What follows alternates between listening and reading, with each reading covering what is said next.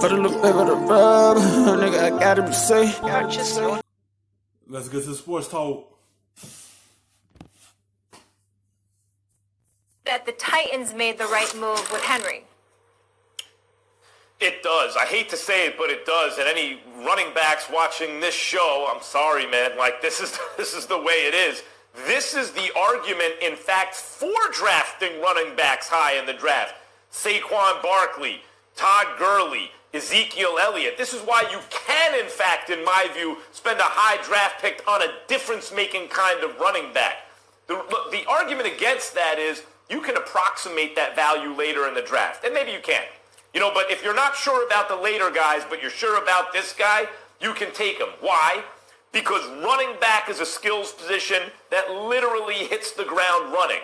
Immediately, basically from week one, a great running back is already basically all pro. They can already help you. You're not going to waste 2-3 years developing them. Of course, they get better. Their timing can get better in different aspects of their game. But they're basically very valuable. They're not basically, they are very valuable from game one. So you're getting all that value. Then eventually it's time to pay them. Why pay them? Franchise them.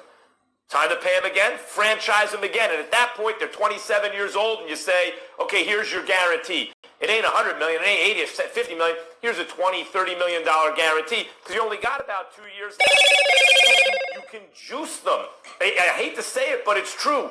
How's the Gurley contract working out? It's a brutal position. Physically, he can't stay on the field, and when he is frequently, he's not the same guy. How's it working out when teams...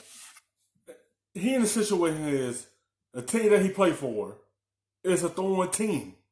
They don't run the ball as much as they did when he was with Jeff Fisher.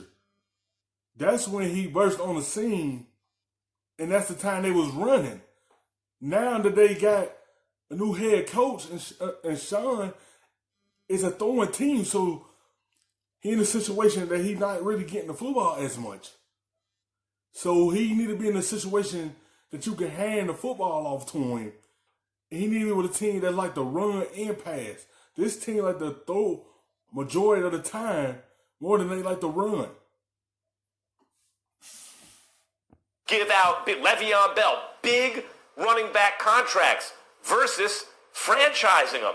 They're going to get the best of Derrick Henry next year, and they're committed for one season.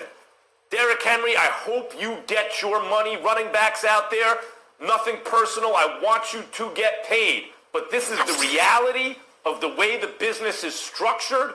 Running backs never really have to get that payday. At least the smart teams don't give it to them.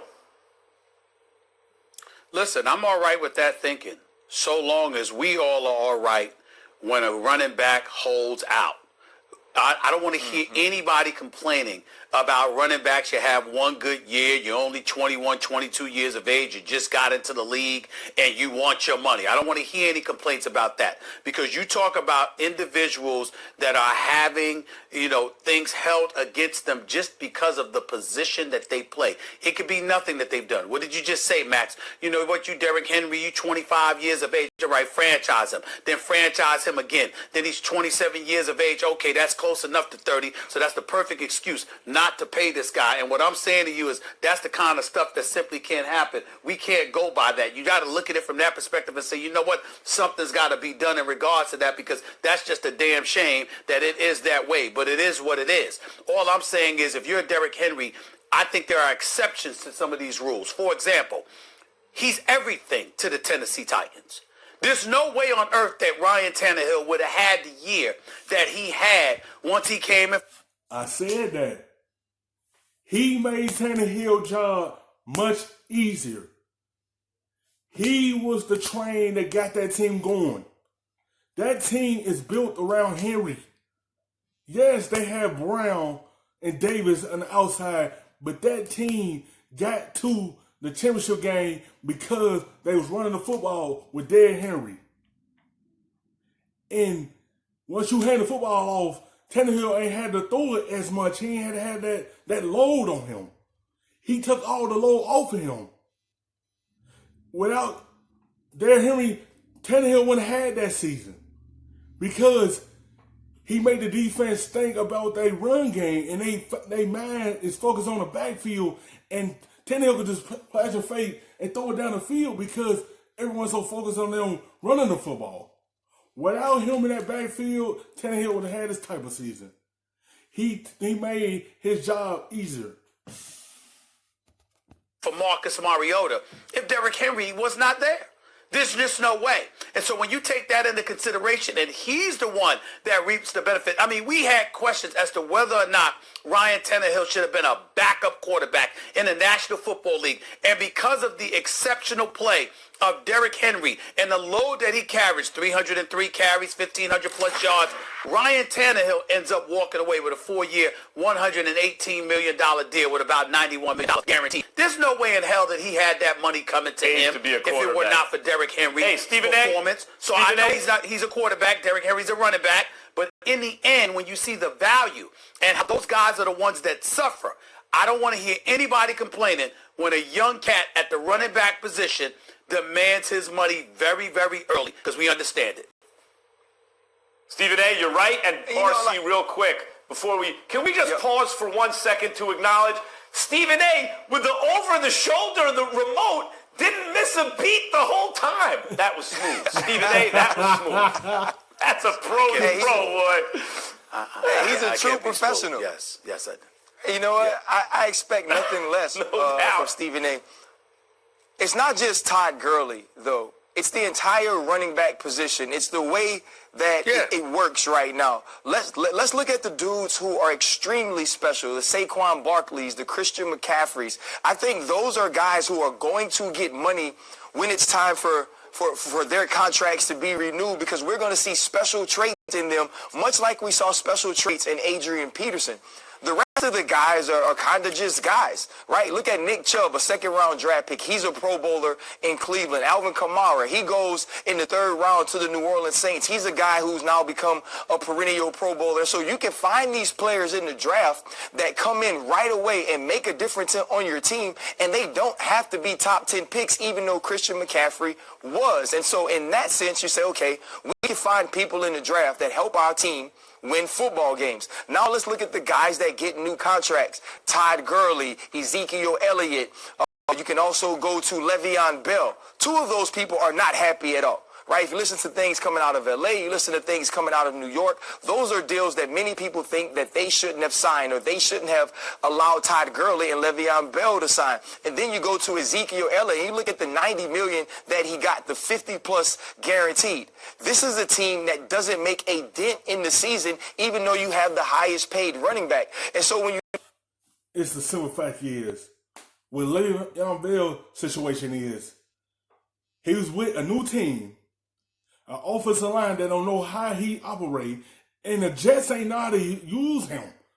They still having this season. Let's see, do they know how to use him this upcoming season? He got put in the situation of a coach, they ain't know how to utilize him. He can catch out the backfield.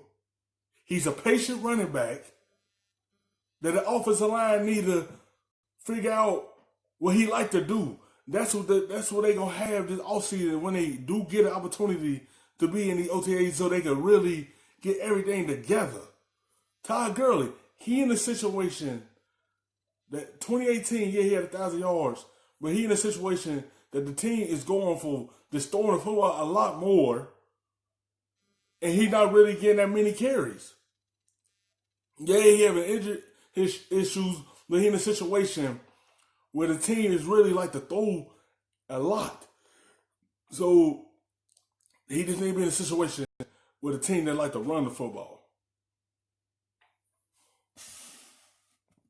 Look at all of these things happening. It's starting to be, this is not only a situation like quarterbacks where you say, you know what, once you pay a quarterback that big money, you can't win, right? Because you can't put things around him. You can't build. It's also becoming that once you pay that running back that big money, one, the production doesn't match up. And even if you get production, the production doesn't bring you championships. So when you put all of that together, if we were making gumbo, that would be a terrible pot of gumbo to eat, because all it points to is that running backs shouldn't get the top dollar. Running backs should be franchise. Running backs should be people that that you pay well to keep them on your team, but you don't give them top of the market money every time it's their turn. And I think Melvin Gordon got a little bit of this when he came up. He wasn't a special talent. His numbers weren't exceedingly great, and the Chargers held out on giving him money. Now he's in limbo trying to figure out what his next step is going to be, and I think we're going to see this with more and more teams. So yeah, if you're a running back, you can hold out, but at some point you're going to have to realize this is what the value of my position is, not just this is what the value of what I bring to a team. Thanks for watching ESPN on YouTube. For live The best, stuffing them shits in the safe. Got me a spot out the way. Nigga just trying to be safe.